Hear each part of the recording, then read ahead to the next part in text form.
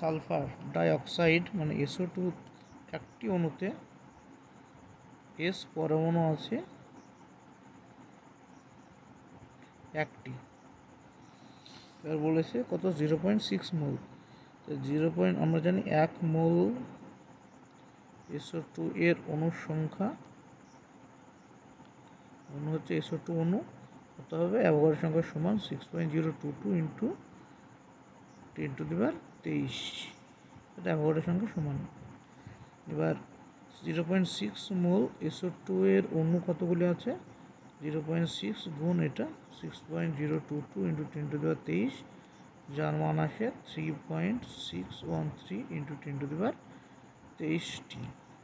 এবার যতগুলি সালফারের অণু ততগুলি সালফারের পরমাণু, কারণ একটি সালফার অণুতে একটি সালফার পরমাণু থাকে, তাই উত্তর অপশন ডি। 8 নম্বর কোশ্চেন বলছে